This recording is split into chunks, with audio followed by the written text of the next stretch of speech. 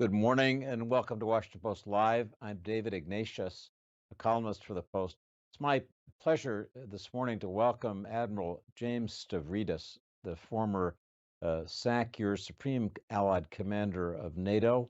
In addition, he is a private equity capitalist, and if that's not enough, he is also the author of a new novel, 2054, which we'll talk about toward the end of our show. Admiral Stavridis, welcome to Washington Post Live. Wonderful to be with David Ignatius. So we're going to get to the 75th anniversary, as I mentioned, but I want to start with something that's on all of our minds, and that's the tragic deaths of 7 humanitarian workers for Chef Jose Andres's World Central Kitchen on Monday.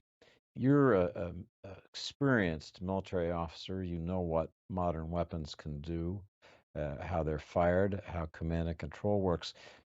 Give us your best assessment of how this tragedy could have happened, how the Israelis could have, if they, as they say, this was an accident, how they could have so erroneously directed fire. Yeah, let me take you inside the targeteering center, David, and your own novels have unpackaged some of this. But typically, the United States and Israel and almost all of our Western allies would have the same structure. In a targeting center, there'll be a lead targeteer, a very experienced officer, typically someone who will have flown that jet previously or manipulated that particular drone model previously. Typically, there'll be access immediately on site to a judge advocate general for questions of legality. There'll also be an intelligence officer who is moving the intelligence feed forward. All of them will huddle prior to taking a shot like that. This is something that all Western militaries do. In most cases, it's based on accurate intelligence and it goes well and we get a bad guy. Very, very occasionally, something goes terribly wrong like this. So was it bad judgment on the part of the targeteer? Was it a technical failure in the drone itself? Was it bad intelligence that confused the convoy of World Central Kitchen vehicles? Did a judge advocate general make a mistake about how much collateral damage margin you would be willing to take? That will be part of a big investigation. It absolutely has to be, and it's got to be a transparent investigation. I think Israel would be wise to bring in outside set of eyes to look at it. The results should be made public, and it's very important, David, to conclude that there be accountability. And I don't mean, the sergeant who teed up the software. Certainly he or she may have culpability. It may be the maintainer of the drone. It may be the intelligence at the more senior level. Could be the targeteer. Above that, at the 1-star, 2-star general level, I think there has to be accountability based on the facts that I see right now. So just one more question about this. Chef Jose Andres, well-known humanitarian, passionate advocate for helping people everywhere, including in Israel, has said that because of this pattern of one shot on one vehicle, then wait, another shot on another vehicle, and then a third, that he thinks this was deliberate. What's your response to what Chef Andres has said? First, I give immense kudos and respect to Chef Jose. I work with him as part of my role, David. As you know, I'm chairman of the board of the Rockefeller Foundation. We're very involved in a wide variety of humanitarian. There is nobody finer in their motives, their deep concern, their humanitarian energy in a positive way in the world than Chef Jose.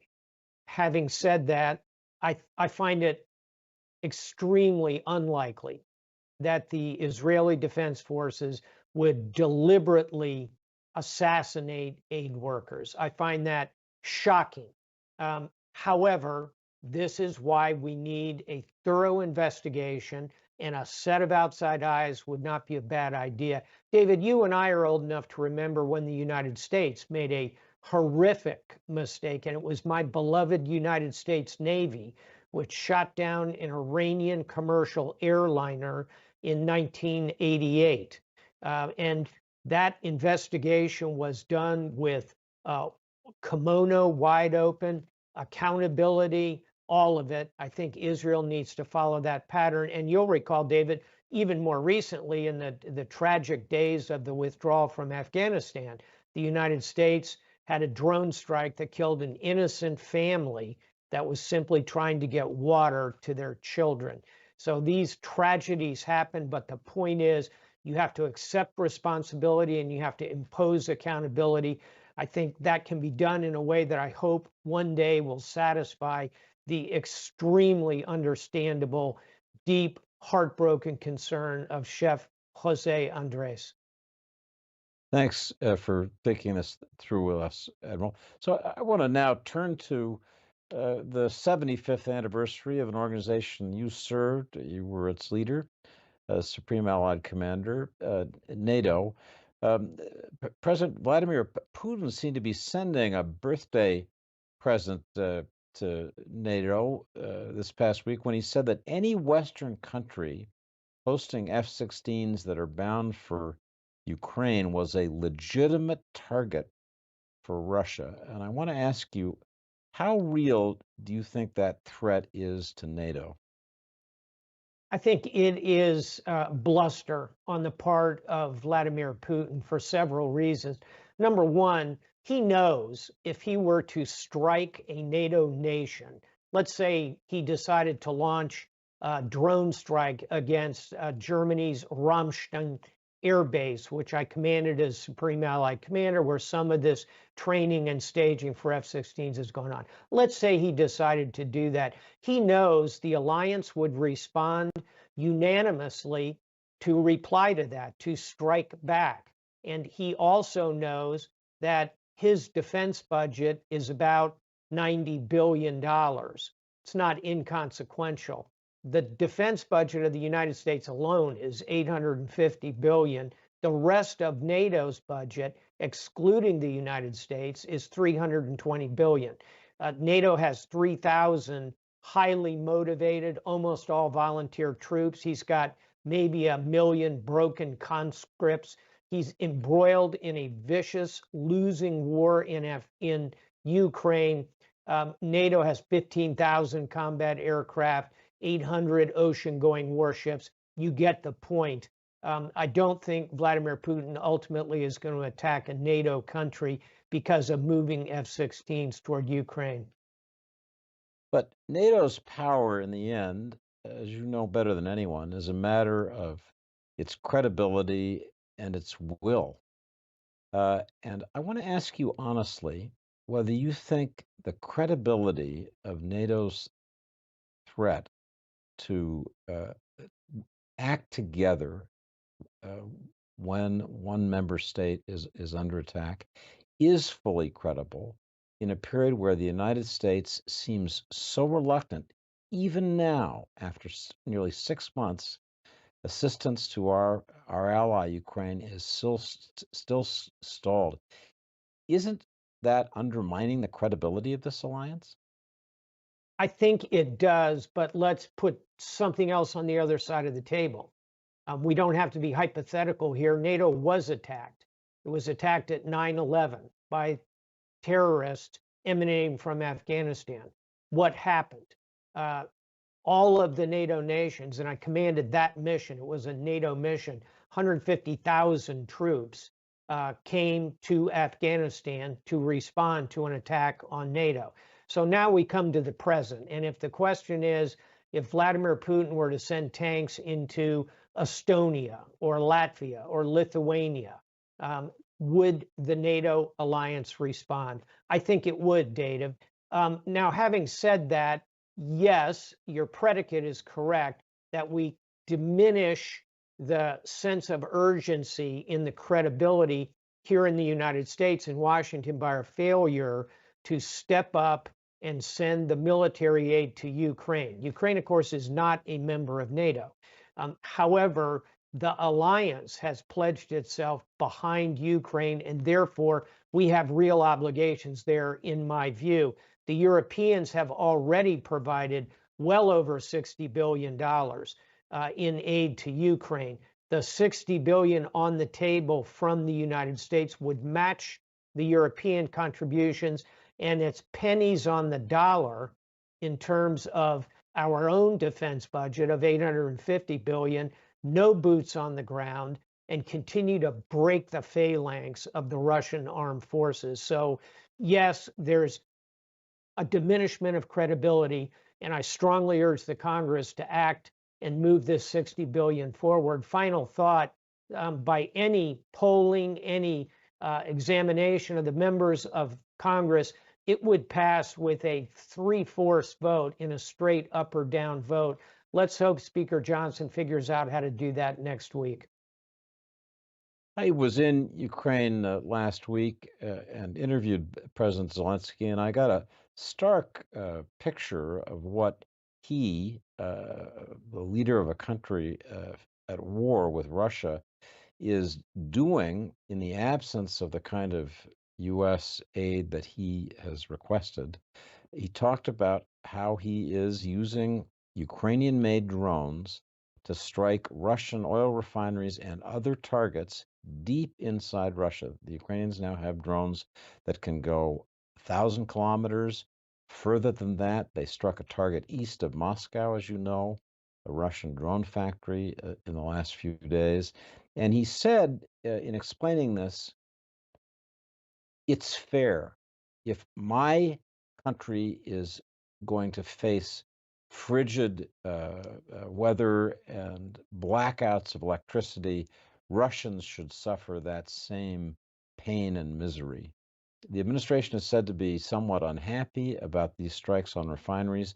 What do you think? Do you think this is an appropriate tactic for Ukraine? And what do you think the consequences are?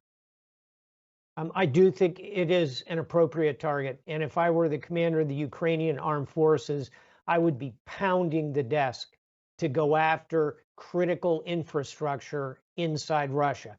That is not licensed to go after apartment buildings, maternity wards, schools, theaters. Those are the kind of targets that Russia has consistently attacked. Those are war crimes. But to go after refineries, supply chains that feed the Russian military, I think those are legitimate targets. And by the way, you know, the Admiral was going to bring this up at some point, but those drones are not only going after refineries, they're going after the Russian Black Sea Fleet, which was about 60 frontline warships. It's now down to under 40. A third of the Russian Black Sea Fleet has been sunk by Ukraine. Here's the punchline, which has no navy. They've been taken out by drones, both air and surface, exquisite intelligence to locate them, a wide variety of technical means. The Ukrainians are becoming the MacGyvers of the battlefield in what they're creating and how they're using it. Those are all legitimate targets, both ashore in Russia and at sea in the Black Sea, in my view. I don't know if MacGyver shows on Ukrainian television, but I get your point. I think Ukrainians would too. We'll turn to the effect of unmanned systems on naval warfare in a minute, but I just want to stick with something that President Zelensky told me and get your reaction. He said that without the U.S. aid he has requested, Ukraine will have no choice because of its shortage of ammunition to consolidate its lines, basically to step back so he has a smaller line to defend, and retreat towards the big cities in Ukraine. You said earlier that you think Russia is losing this war, but I was hearing from President Zelensky quite a different picture of Russia moving steadily ahead. What do you think about that? First, on the tactics he's describing, they are sound. We say in the military to be on defense as opposed to offense is as 3:1, meaning you are in a much stronger position defensively. But what can make that even stronger is a smaller defended battle space. So that makes sense. It would be tragic, in my view, if the United States did not provide the weapons, the additional 60 billion combined with what Europe has already done. That would give Zelensky certainly a year worth of real combat capability. The reason I think Putin is losing the war, he may have some tactical successes, but when I look at his losses, um, these are disputed, but I think fairly accurate. I think about 120,000 killed in action, 300,000 wounded, and perhaps most damaging to the future of the Russian Federation, somewhere between 500,000 and 800,000 young Russian men have left Russia to avoid the draft. And by the way, those are the ones with internet access, sufficient cash, the kind of drive to get out of a bad situation. That's the future of Russia. When you total all that up, that's about 1 million on a population of about 75 million men, 75 million women. Russia long term is going to feel this pain for a generation. In that sense, I think Putin is losing. And then finally, I don't think, even if Zelensky has to pull back, say on a line going from Kharkiv, Ukraine, down toward the Dnipro River, pull back, defend that, there is, I think, literally no way Putin could overcome a smaller Ukrainian front, even if it's only the Europeans defending them at that point. So, one final thing that Zelensky told me I wanted to get your comment on. He said that it's the ATACMS 300s, which are longer range, very precise ballistic missiles that Ukraine has requested, and we've been reluctant to send them for all sorts of reasons, that they're what matters most to him because they would allow him to strike Russian airfields in occupied Crimea that are being used to release bombs that are having devastating effects on especially cities in southern Ukraine like Odessa.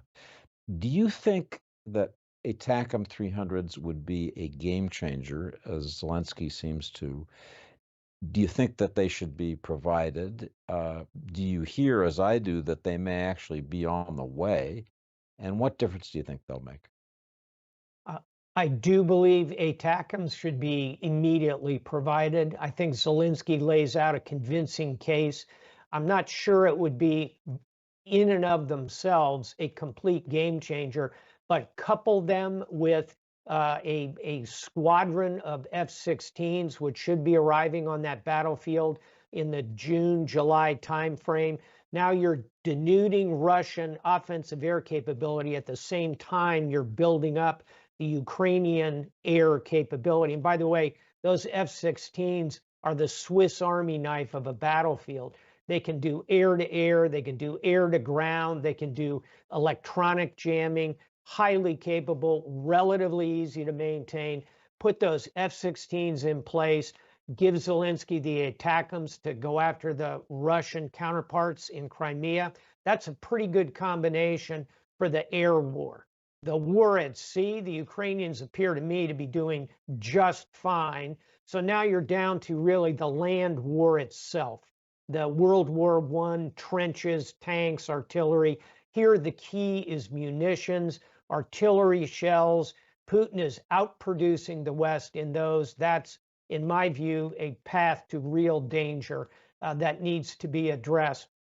So yes, ATACMS could bring another dimension to this battlefield. It's got to be done in combination with the other dimensions of warfare. If all that occurs, I'm confident the Ukrainians will more than hold their own.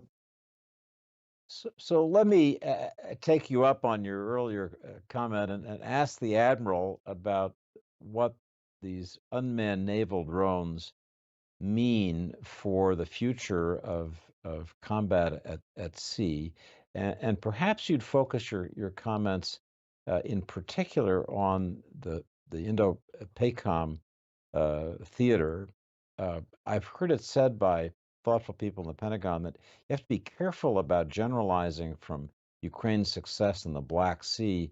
The Pacific is a very different arena. You have typhoons, you have vast distances, you have ships that break down far from ports. So just describe, if you would, what you see as the right future for naval drones in our defense. And then I'm going to ask you the hard question, whether we're really prepared to give up aircraft carriers to get them.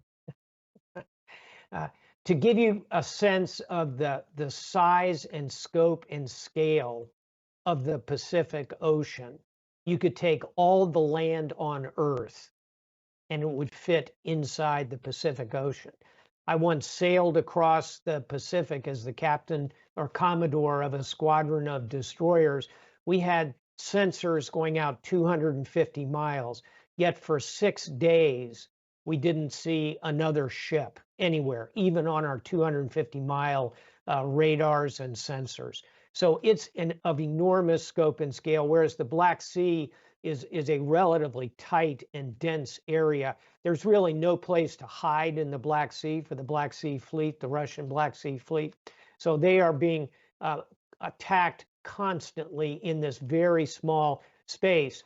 Now you expand into the Pacific, and here let's talk South China Sea. Let's bring it into focus, because if we have a confrontation with China, it would probably be there. Even the South China Sea, David, is the size of the continental United States. It's vast.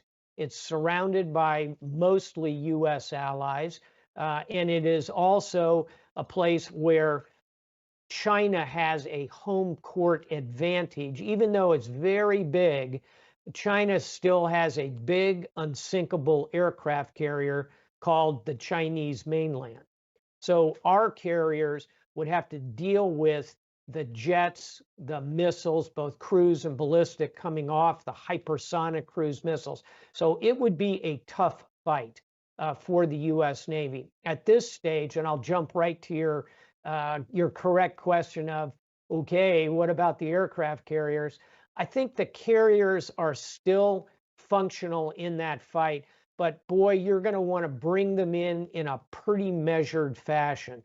You're not going to slam them into the South China Sea and bring them 200 miles off the coast, the way we routinely did in the War on Terror. I commanded Enterprise Carrier Strike Group. We weren't worried because, you know, the Taliban don't have an air force. Al-Qaeda doesn't have an air force. They don't have cruise missiles. Believe me, the Chinese do. So we would start by striking Chinese air defenses, would use Marine littoral regiments in and around to disrupt China's capability, would gradually move those carriers in with a great deal of air cover over them from our bases in Japan, now in the northern Philippines, Guam. It's still a supportable campaign, but it is a more challenging one after watching the events in the Black Sea. I'm going to ask one audience question and then turn to your new book. George Moses, one of our Washington Post Live viewers from Ohio, asks, what happens if Ukraine falls to Putin? In other words, if, despite all the things you've said about Russia's troubles, the Ukrainian lines break and you have a sudden breakout. That happens in war. You have sudden discontinuities. What would be the consequences of that, Admiral? It would be disastrous for the Western alliance. It would shake NATO to its foundations. It would create a world in which Putin suddenly becomes the owner and operator of an enormous, rich nation full of natural resources, oil, gas, agrarian products, potash, fertilizer, new sea coast, access to hydrocarbons in the Black Sea. The check for Russia is quite significant in terms of those resources.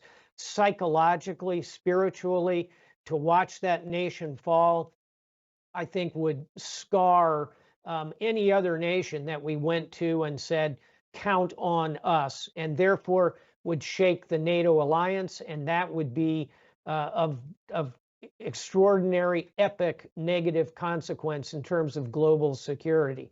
So for all those reasons, I think we need to continue to strenuously support Ukraine. And again, they are not asking us to send 150,000 troops to Ukraine.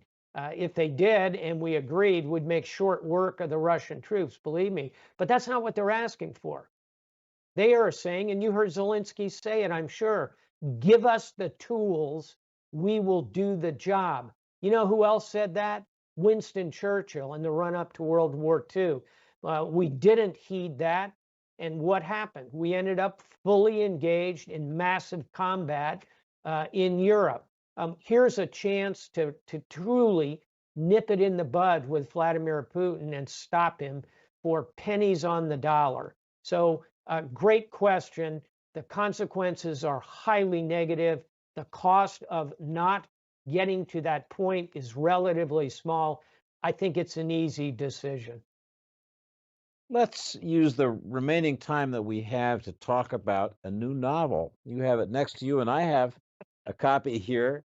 It's called 2054. It's the second in a series that you've written jointly with Elliot Ackerman, another distinguished combat veteran, served with enormous bravery in Iraq and Afghanistan. I want to ask you to tell our viewers a little bit about this book, and in particular about the theme of technology reaching a point that you call, remembering Ray Kurzweil, singularity, in which intelligent machines really begin to take over from intelligent human beings. Tell us about that theme, and then I have one more question for you about the book.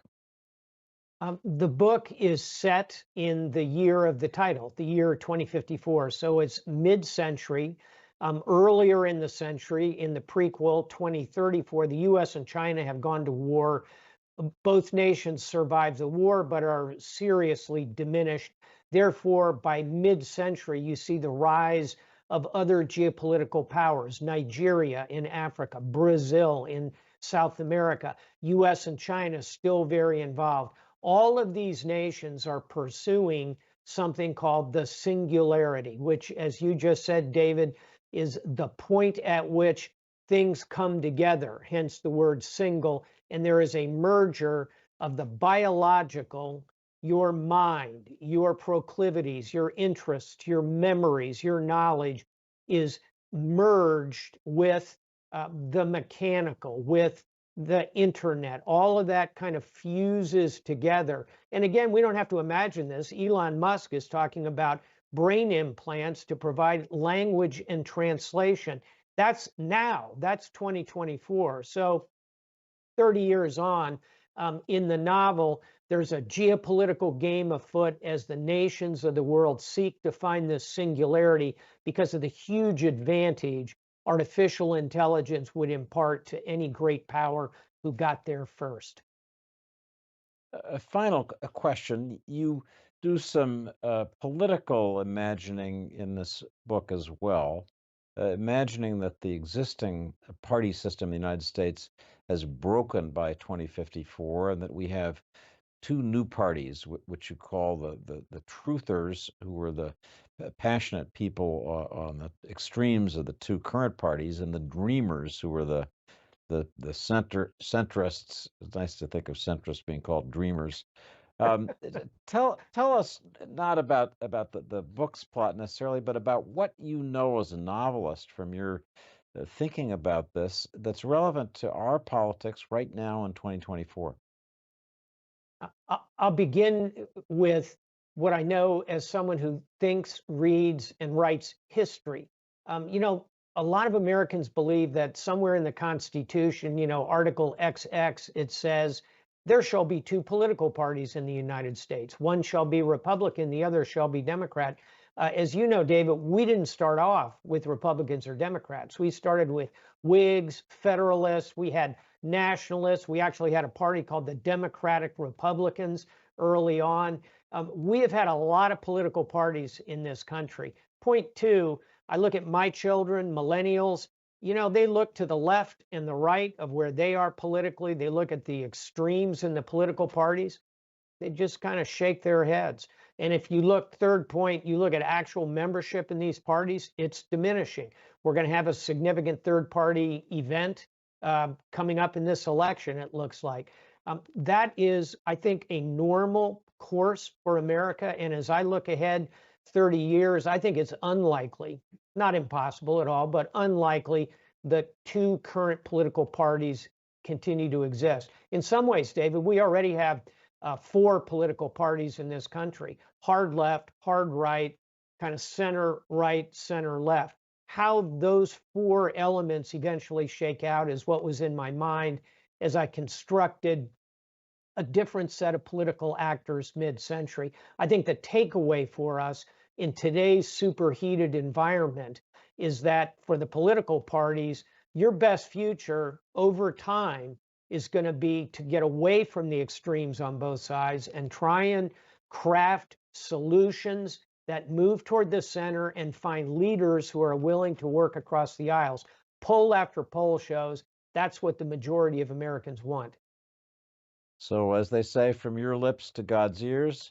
Admiral James Stavridis, it's a pleasure to have you to be able to talk about your book and so many other wonderful topics. Thank you for joining us today on Washington Post Live.